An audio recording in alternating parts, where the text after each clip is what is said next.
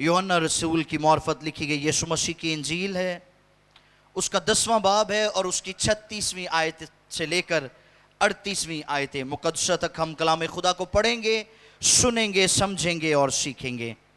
फिर सुनिए the gospel of John chapter 10 versus 36 through 38। यूहन्ना की इंजील 10वां बाब है, उसकी 36वीं आयत से लेकर 38वीं आयत मुकद्दसा तक। खुदा के कलाम मुकद्दस में रकम है, यूं रकम है, सुनिए। आया तुम उस शख्स से, आया तुम उस शख्स से जिसे बाप ने मुकद्दस करके, जिसे बाप ने मुकद्दस करके दुनिया में भेजा, दुनिया में भेजा, कहते हो कि तू कुफर बकता है, कि तू कुफ्र बकता है, इसलिए कि मैंने कहा मैं खुदा का बेटा हूँ। मैं खुदा का बेटा हूँ। अगर मैं अपने बाप के काम नहीं करता तो मेरा यकीन ना करो, लेकिन अगर मैं करता हूँ तो गो मेरा यकीन ना करो, मगर उन कामों का तो यकीन करो, ताकि तुम जानो और समझो कि बाप मुझ में है और मैं बाप में। कलाम खुदा के पढ़े और सुने जाने पर खुदा की बरकत हो। आमीन आमीन। यीशु मसीह मुखातिब थे यहूदियों से जो उसको किसी भी तौर पर तस्लीम करने के लिए तैयार नहीं थे, जो उसको किसी भी तौर पर कबूल करने के लिए तैयार नहीं थे। 36वीं आयत में यीशु कहते हैं, आया तुम उस शख्स से जिसे बाप ने मुकद्दस करके दुनिया में भेजा, कहते हो तुम कुफ्र बकते हो, इसलिए कि मैंने कहा कि मैं खुदा का बेटा हूं। ये वो रिवील्ड ट्रूथ है जिससे सारी दुनिया और दुनिया में बसने वाली कौम में आंख चुराती हैं। लोग इस बात को तस्लीम करने के लिए तैयार नहीं कि यीशु खुदा का बेटा है। यहूदी इस बात को मानने के लिए तैयार नहीं थे कि यीशु खुदा का बेटा है। वो उसको कहते थे तू कुफ्र बकता है।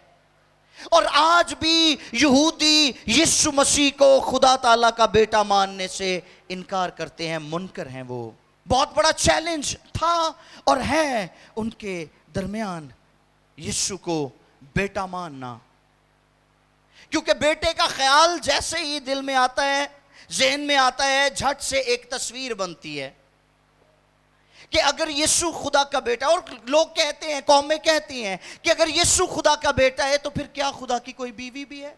अब वो फादर सन थियोलॉजी को अपनी जिस्मानी अक्ल के साथ, अपने इंटेलेक्चुअल के साथ सीखने की कोशिश कर रहे हैं, समझने की कोशिश कर रहे हैं। और अगर हम अपने इंटेलेक्चुअल के साथ, अपने इंटेलेक्चुअल के जरिए, अपनी जिस्मानी सोच, जिस्मानी नजरियात, जिस्मानी अदराक के साथ इस बात को समझने की कोशिश करते हैं या करेंगे तो सारी जिंदगी उलझे रहेंगे। अब इतवार वाले दिन मैंने कलाम सुनाया था कि लोग जमीन पर तो अज़दवाज के बंधन में बंधे हुए हैं, आसमान ते भी लभदे फिरदे हो जियां स्टोरियां। ठीक, इसीलिए जब कहा जाता है यीशु खुदा का बेटा है तो पहली गल ही ज़हन च उन्हां दे ये आंदी, क्योंकि जिस्मानी ने ना, नफसानी बात जो आदमी होता है वो रूहानी बातों को नफसानी तरीके से समझने की कोशिश करता है, जबकि रूहानी बातें नफसानी तौर पर समझी नहीं जाती। अब पहले जरा सुनिए कि यीशु खुदा का बेटा कैसे है, उसके बाद हम आगे बढ़ेंगे। रूहानी जो बातें हैं उनको हम नफसानी तौर पर क्यों कर नहीं समझ सकते।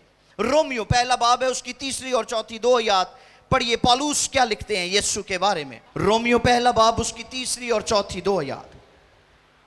अपने बेटे हमारे खुदावंद यीशु मसीह की निस्बत, अपने बेटे हमारे खुदावंद यीशु मसीह की निस्बत वादा किया था जिसके इतबार से जिस्म के इतबार से तो दाऊद की नस्ल से पैदा हुआ, लेकिन पाकीज़गी की रूह के एतबार से, सुनिए, पाकीज़गी की रूह के एतबार से, मुर्दों में से जी उठने के सबब से कुदरत के साथ खुदा का बेटा ठहरा।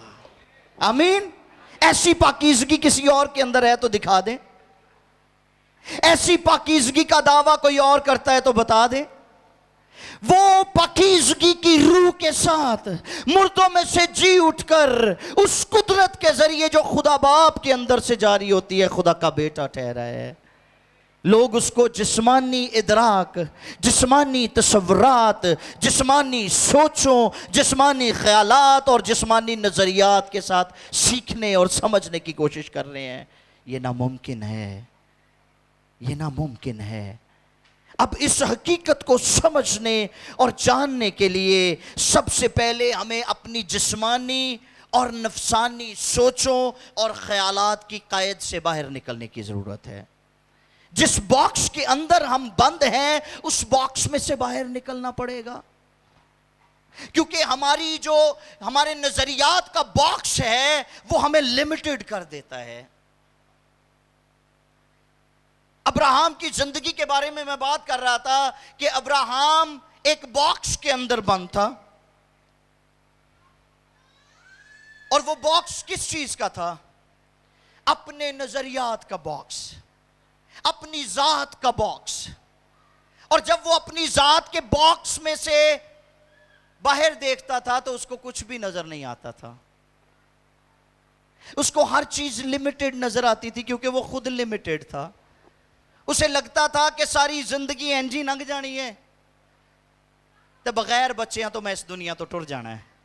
लेकिन एक दिन खुदा ने उसको उसके बॉक्स से बाहर निकाला। खुदा ने कहा, बाहर आ जा, अपने बॉक्स से बाहर निकल, और बाहर निकलकर जरा रेत के जर्रे गिनकर दिखा, आसमान के सितारे गिनकर बता, इस कदर तेरी औलाद को बढ़ाऊंगा। और वो वादा खुदा ने पूरा किया है कि नहीं किया? तो जब तक हम अपनी जात के बॉक्स में खड़े रहते हैं, अपनी जात के बॉक्स में, अपने नजरियात के बॉक्स में, अपनी सोचों, अपने तखयलात के बॉक्स में छुपे रहते हैं, हम यीशु मसीह की हकीकत को समझने से कासिर होते हैं। लेकिन अगर हम फादर सन थियोलॉजी को समझना चाहते हैं तो हमें इस बॉक्स से बाहर निकलना पड़ेगा। तब हम जानेंगे कि यीशु मसीह क्यों कर खुदा का बेटा हो सकता है। आमीन। अब प्रॉब्लम यह है कि हम ओपिनियंस सुनते हैं और ओपिनियंस बोलते हैं। फलाने दा ए ख्याल है, लोगों के ख्याल सुनते हैं, लोगों के ख्यालात को हम कंसीव करते हैं और लोगों के ख्यालात को हम डिलीवर करते हैं। ये हमारी औकात है। सॉरी टू से, हमें आदत पड़ चुकी हुई है लोगों के ख्यालात को सुनकर उनको कबूल करना, उनको रिसीव करना, उनको कंसीव करना और उनको डिलीवर करना। इसलिए हम कभी भी हकीकतों को समझ नहीं पाते। हम सारी जिंदगी सच्चाई से नावाकिफ रहते हैं। लेकिन पास सच्चाई से वाकिफ होगे और सच्चाई तुम्हें, और अगर बेटा तुम्हें आजाद करे तो तुम वाकई। अब बेटा तो तब आजाद करेगा ना अगर बेटे के बारे में सही समझ आ जाएगी। तो सानू तो बेटे दी नहीं अज तक समझ आई, तो आजाद कौन करेगा हमें? क्योंकि हम अपने नजरियात से, हम लोगों के ओपिनियन से जो हम सुनते हैं उनसे बाहर नहीं निकल रहे। जरा देखिए, करंथियों का पहला खत है, 2 बाब और उसकी 13वीं 14वीं 2 आयत। करंथियों का पहला खत 2 बाब उसकी 13वीं और 14वीं 2 आयत। और हम उन बातों को, सुनिए, हम उन बातों को उन अल्फाज में नहीं बयान करते, उन अल्फाज में नहीं बयान करते जो इंसानी हिकमत ने हमको सिखाई हो, बल्कि उन अल्फाज में, सुनिए, उन अल्फाज में जो रूह ने सिखाए हैं, और रूहानी बातों से मुकाबला करते हैं, मगर नफसानी आदमी सुनिए, नफसानी आदमी खुदा के रूह की बातें, खुदा के रूह की बातें कबूल नहीं करता, क्योंकि वो उसके नजदीक बेवकूफी की बातें हैं, ना वो उसे समझ सकता है, ना वो उसे समझ सकता है, क्योंकि वो रूहानी तौर पर परखी जाती हैं। आमीन, परखी जाती हैं। नफसानी आदमी के नजदीक रूहानी बातें, खुदा के कलाम की बातें, खुदा के इल्हाम की बातें बेवकूफी की बातें हैं। भला क्यों? जानते हैं? क्योंकि उसे आदत पड़ी हुई है ओपिनियन सुनने की। वो ओपिनियन सुनता और ओपिनियंस पर डिसीजन लेता है। वो तो खुदा को मौका ही नहीं देता, वो तो कलाम को मौका ही नहीं देता। वो कहता है ऐते वैसे ही बदल गई, इन्हों पढ़ने का फायदा ही कोई नहीं। अरे पढ़ के तो देखें, जिसको आप कह रहे हैं बदली हुई, वो आपको बदल कर रख देगी। इसमें आज भी वो कुदरत मौजूद है, क्योंकि ये खुदा के मुंह का इल्हाम है जो बदल नहीं सकता। आमीन। ओपिनियन सुनने बंद कर दें, ओपिनियंस पर बिलीव करना बंद कर दें। अब एक तो मसला ये था जो यहूदियों की समझ में नहीं आ रहा था। वो यीशु मसीह को कहते थे ये कुफर बकता है, ये क्यों कर खुदा का बेटा हो सकता है। अब अगली बात भी जरा सुनिए, अगली बात भी सुनिए। ना वो उसके खुदा का बेटा होने पर यकीन करते हैं और ना उसके कामों का यकीन करते हैं। खुदा के काम दो चीजों की वजाहत करते हैं, सुनिए गौर से। खुदा के काम दो चीजों की नुमाइंदगी करते हैं, दो चीजों की तरफ इशारा करते हैं। नंबर एक, खुदा की कुदरत उसकी हुजूरी का इजहार है। खुदा के काम उसकी मौजूदगी का इजहार है। जहां मौजज़ा होता है वहां यह बात वाज़ेह हो जाती है कि खुदा यहां पर मौजूद है। जहां खुदा शिफा को जारी करता है वहां खुदा यह कंफर्मेशन दे देता है कि मैं यहां हूं। यह पहली बात है। अब दूसरी बात सुनिए। जिसको इस्तेमाल कर रहा होता है, जिसके वसीले काम कर रहा होता है, खुदा उसके जरिए अपनी हुजूरी को, अपनी मौजूदगी को, अपने मौजज़ात को कंफर्म कर रहा होता है। ठीक, खुदा बता रहा होता है कि ये बंदा मेरा चुना हुआ है, ये मेरी तरफ से है। पता है मूसा जाने के लिए तैयार नहीं था। मूसा कहता है खुदावंद मैं क्यों कर जाऊं, मेरी क्या औकात है, मेरी क्या हैसियत है, मुझे कौन मानेगा, मैं क्या करूंगा वहां जाकर। वो तो मेरी बात भी नहीं सुनेंगे, वो कैसे मानेंगे कि मुझे तूने भेजा है। तो खुदा ने कहा तेरे हाथ में क्या है। उसने कहा लाठी। खुदा ने कहा नीचे डाल। और कलाम में लिखा है वो सांप बन गई और मूसा भागा है उससे। खुदा ने कहा डर नहीं, हाथ बढ़ाकर इसको फिर पिक कर, तू उठाएगा ये फिर लाठी बन जाएगी। ऐसे ही हुआ था। सो ये एक निशान दिया था खुदा ने मूसा को, ताकि फिरौन जान ले कि मौजज़ा करने वाला मैं यहोवा खुदा हूं और जिसके वसीला से कर रहा हूं वो मेरा खादिम है। आमीन। अब यीशु मसीह उनको क्या कहते हैं? कहते हैं पहले तो तुम इस बात को कुफ्र कहते हो कि मैं खुदा का बेटा हूं, चलो ठीक है कह लो, वो कोई गल नहीं। अब अगर मैं अपने बाप के काम नहीं करता तो मेरा यकीन ना करो।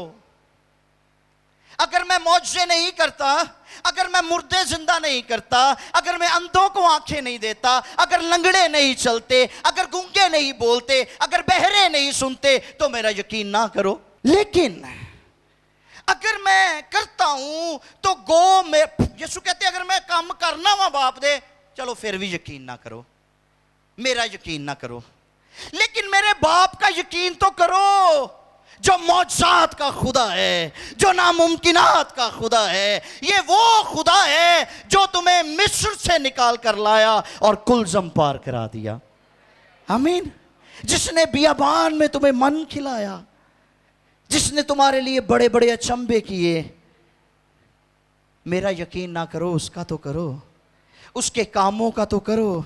अब ये दूसरा मसला था वहां पर। और आयत नंबर 37 और 38 के मुताबिक वहां दो ग्रुप थे। अगर हम इन दो याद को पढ़ ले तो अच्छा होगा, आपको समझ आ जाएगी बात की। 20 और 21 को पढ़िए।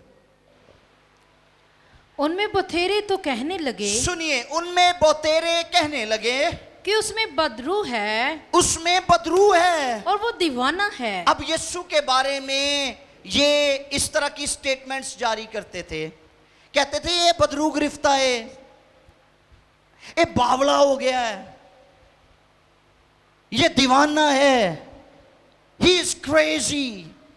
जी, तुम इसकी, उनमें बतेरे तो कहने लगे, हाँ जी, कि उसमें बदरू है, उसमें बदरू है, और वो दीवाना है, वो दीवाना है, तुम उसकी क्यों सुनते तुम हो? उसकी क्यों सुनते हो? औरों ने कहा, अब एक और ग्रुप है, वो क्या कहते हैं? औरों ने कहा, औरों ने कहा, ये ऐसे शख्स की बातें नहीं, ये ऐसे शख्स की बातें नहीं जिसमें बदरू हो। हाँ जी, क्या बदरू अंधों की आंखें खोल सकती हैं? अब ये दूसरा ग्रुप है।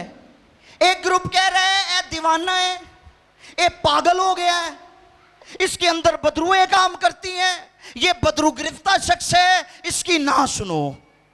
और दूसरा ग्रुप कहता है क्या बदरू भी किसी ने ठीक कर सकती है? क्या बदरू किसी की आंखें खोल सकती है? अगर खोल सकती है तो जवाब दो। सो दो तरह के ग्रुप थे, दो तरह के ग्रुप थे। आज भी दो तरह के लोग पाए जाते हैं, दो तरह के ग्रुप्स हैं। एक वो है जो शिफाओं और मौजज़ात की मुखालफत करते हैं, ठीक, वो शिफाओं की मौजज़ात की मुखालफत करते हैं। और दूसरा ग्रुप वो है जो खुदा की कुदरत और उसके कामों का यकीन करते और खुदावंद अपने कलाम और निशानात और मौजज़ात से खुद को साबित करता है, उनके दरमियान खुद को साबित करता है। किन को, किन पर या किन के दरमियान? उनके जो उस पर यकीन करते हैं, उस पर ईमान रखते हैं। एक हवाला पढ़ दीजिएगा, मरकस की इंजील है, उसका 16वां बाब है और उसकी 20वीं आयत। फिर उन्होंने निकलकर हर जगह मुनादी की। सुने, फिर उन्होंने निकलकर हर जगह मुनादी की। ये रसूलों के बारे में है। और खुदावंद उनके साथ काम करता रहा, खुदावंद उनके साथ काम करता रहा, और कलाम को उन मौजज़ों के वसीला से, कलाम को उन मौजज़ों के वसीला से जो साथ साथ होते थे, जो साथ साथ होते थे, साबित करता रहा। साबित करता रहा। आमीन, आमीन, आमीन। रसूल तसव्वुराती मुनादी नहीं करते थे, रसूल ओपिनियंस शेयर नहीं करते थे, ओपिनियंस प्रीचर्स नहीं थे वो, बल्कि वो सच्चाई और हक बात कहते थे। आमीन, वो सच्चाई की बात करते थे। उनको गर्दन कट जाने का कोई डर नहीं था, वो चिकनी चौपड़ी बातें नहीं करते थे, वो कलीसिया का दिल नहीं रखते थे, वो गुनाह को गुनाह कहते थे, वो गलत को गलत कहते थे और सही को सही कहते थे। ये रसूलों की खिदमत थी और इसीलिए खुदा उनकी खिदमत के दौरान काम करता था और साथ साथ मौजज़े होते थे, साथ साथ खुदा काम करता था। सो सच्चाई की मुनादी करने, सुनने, समझने और कबूल करने वालों पर खुदा की कुदरत जाहिर होती है। इस बात को ज़हन में रख लें। और सुनिए पौलुस क्या कहते हैं इसके बारे में। पहला कुरिन्थियों है 2 बाब, उसकी 4 और 5 2 आयत। पहला कुरिन्थियों 2 बाब 4 और 5 2 आयत को पढ़िए। मैं तुम्हारे बारे में, पौलुस कहते हैं मैं तुम्हारे बारे में खुदा के उस फजल के बाइस, खुदा के उस फजल के बाइस जो मसीह यीशु में तुम पर हुआ, जी, हमेशा अपने खुदा का शुक्र करता हूँ, हमेशा अपने खुदा का शुक्र करता हूँ कि तुम उसमें होकर, कि तुम उसमें होकर सब बातों में कलाम और इल्म की हर तरह की दौलत से दौलतमंद हो गए हो। दौलतमंद हो गए हो, कलाम से दौलतमंद हो गए हो, ईमान से दौलतमंद हो गए हो। और मैं समझता हूं कि वो शख्स बहुत अजीम है जो खुदा के कलाम से दौलतमंद हो जाए। हालेलुया। वो शख्स बहुत अजीम है जो ईमान से दौलतमंद हो जाए, ईमान की दौलत उसके पास मौजूद हो। लेकिन अफसोस, फिर उसी बात पे आऊंगा, हम ओपिनियन सुनते हैं और ओपिनियंस बोलते हैं। क्या आज हमारे पैगामात में, हमारी मुनादी में खुदा की कुदरत का ज़हूर होता है? हरगिज़ नहीं, क्योंकि हम ओपिनियन सुनाते हैं लोगों को, मेरे ख्याल के मुताबिक, फलां के ख्याल के मुताबिक, जबकि ये कहना चाहिए कि खुदा के ख्याल के मुताबिक, खुदा के कलाम के मुताबिक। और जब ये बात हम कहना शुरू करेंगे और इस पर अमल करना शुरू करेंगे, तो मैं आपको गारंटी देता हूँ हमारी ज़िंदगियों में थ्राइव आना शुरू हो जाएगा, ब्रेक थ्रू आना शुरू हो जाएगा। क्या आज इबादात में हम खुदा के पाक रूह के मुंतज़िर होते हैं या मुखालफत करते हैं? यह सवाल है मेरा। मुंतज़िर हैं या मुखालफत करते हैं? यीशु मसीह ने शागिर्दों से कहा, तुम इंतजार करना बाप के वादे के पूरा होने का। उन्होंने इंतजार किया कि मुखालफत की थी? तो जब इंतजार की घड़ियां पूरी हुई तो फिर क्या हुआ? द फायर केम डाउन, आसमान से आग उतरी, और लिखा है वो आग उनमें से हर एक पर आ ठहरी, और वो सब आग से भर गए, रूह कुद्स से भर गए, और निकले और मुनादी करके सारी दुनिया को शेक करके रख दिया। हमारी जिंदगी में तब्दीली नहीं आ रही, असी बीमारियां नाल ही घुली जान रहे हैं, हम हालात के साथ ही लड़ते रहते हैं। साडा हाल इबलीस ने पता किंज दा कर देता है। कभी आपने वो देखी है बुल फाइट? कभी किसी ने देखी हो? एक वड्डे सारे मैदान दे विच एक बंदा लाल रंग का कपड़ा लैके खलोता हुंदा है, ढग्गे नूं छड्डिया जाता है बुल को, वो आता है और आकर उस कपड़े को हिट करता है, और जो दौड़ा आंदा कपड़े वाल, वो लागे आ जाता, बंदा कपड़ा फड़ के इधर नूं कर देंदा, वो फिर लंघ जाता इधर। इस पूरी गेम के अंदर उस बुल का जो फोकस होता है वो उस कपड़े को हिट करना होता है जो उस बंदे ने पकड़ा होता है। और साडा हाल भी समहाउ इबलीस ने इंज दा कर देता है। साडी हालत उस ढग्गे वाली है। इबलीस की करदा, साडियां मुसीबतां दी चादर साडे अगे हिलांदा रहंदा है, हमारी बीमारियों की चादर हमारे सामने हिलाता है, और हम सारी जिंदगी उसको टक्करे मारते रहते हैं और कभी फाते नहीं ठहरते हैं।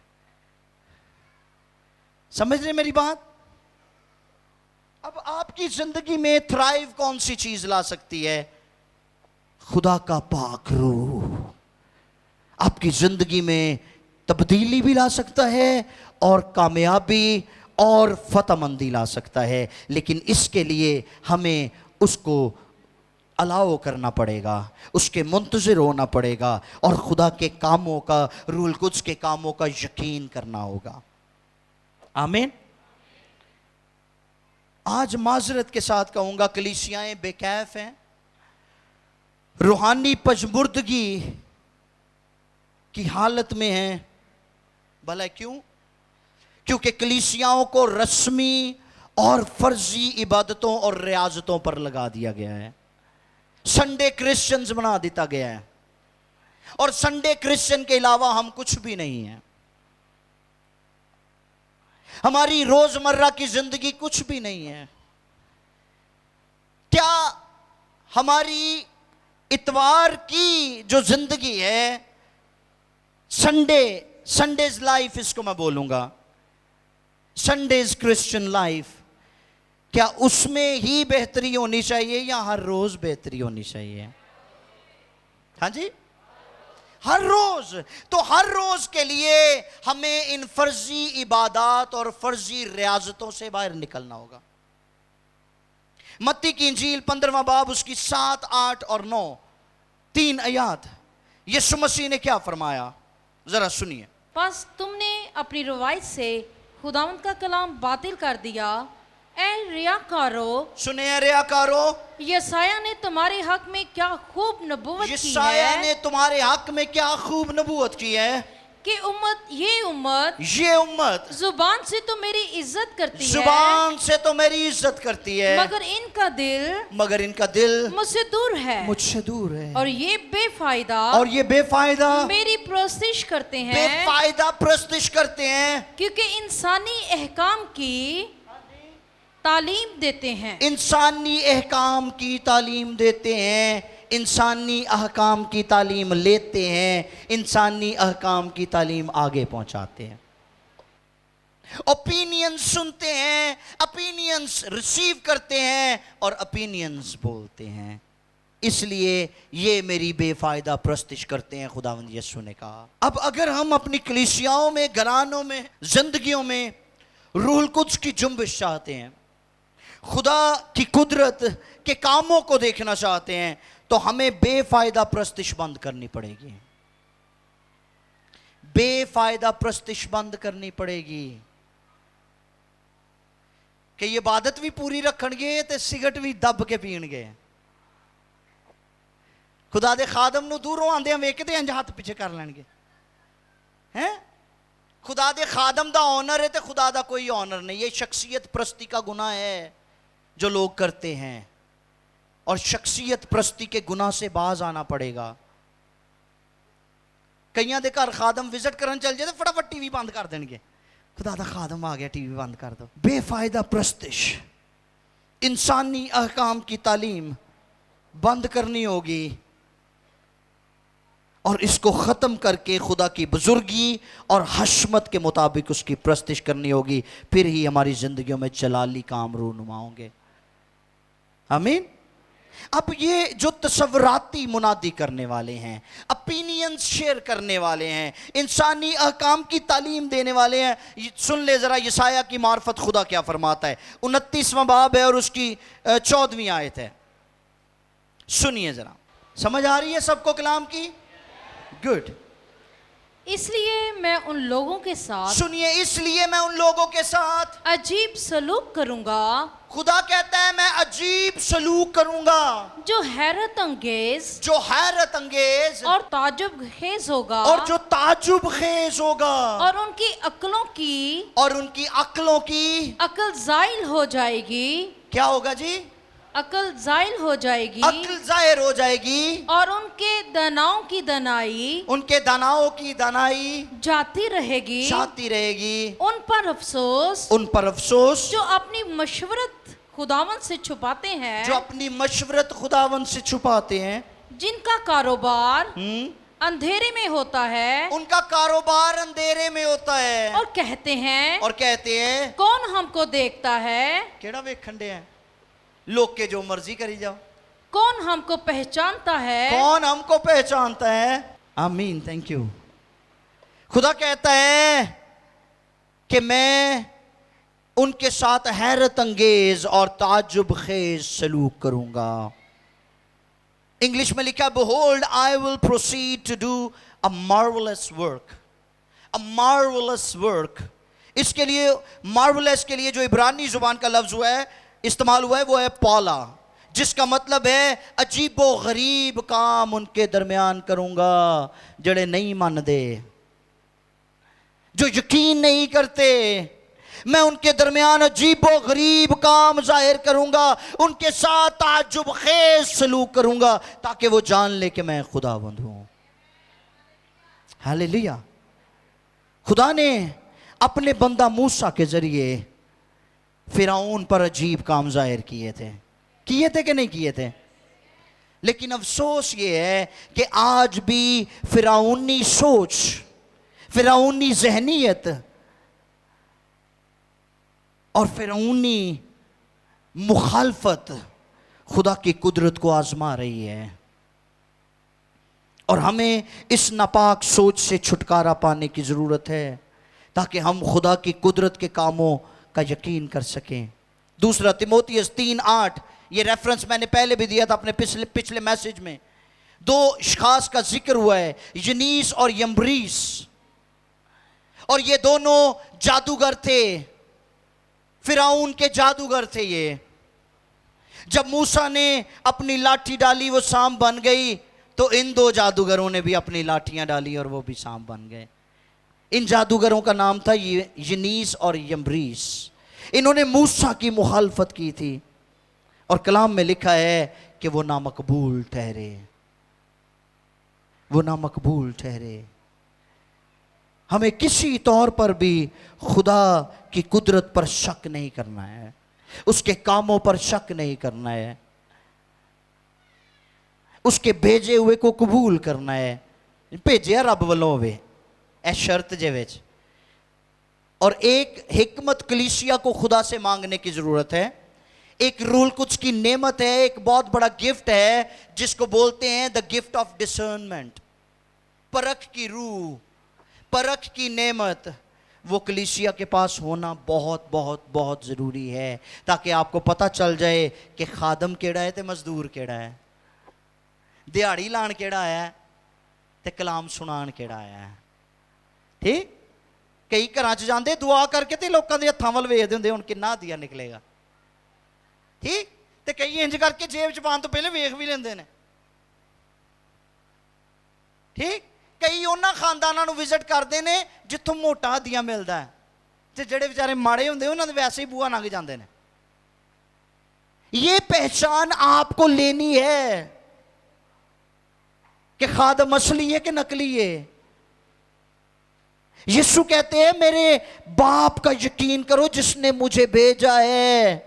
अगर तुम मेरे बाप का यकीन कर लोगे तो फिर मेरा भी कर लोगे। ठीक, खुदा ने मूसा को इसीलिए भेजा था कि जो काम मैं तेरे वसीला से करूंगा उससे वो मुझे भी जानेंगे और तुझे भी जानेंगे। आ रही है मेरी बात की समझ? एलिया के वसीला खुदा ने जो काम किए उससे खुदा भी माना गया, जाना गया, एलिया की खिदमत भी सामने आई। तो ये दो बातें हैं, दो बातें हैं। नंबर एक, वो जिसको खुदा भेजता है उसको कबूल करना हमारा फर्ज है कि हम उसे कबूल करें जिसको खुदा ने भेजा है। और फिर उसके वसीला से जिन कामों को खुदा जाहिर कर रहा है उन पर यकीन भी करें। हम कभी कभी अंडर एस्टिमेट कर रहे होते हैं, ए छोटा खादम है वो वड्डा खादम है, असी वड्डे खादम को सिर ते हाथ रखावांगे तो फिर शिफा मिलेगी। खादम छोटे वड्डे हो सकते हैं, खुदा दी कुदरत छोटी वड्डी नहीं जे हुंदी। आमीन, क्योंकि कलाम में लिखा है कि यीशु मसीह कल और आज और अब तक यकसा है।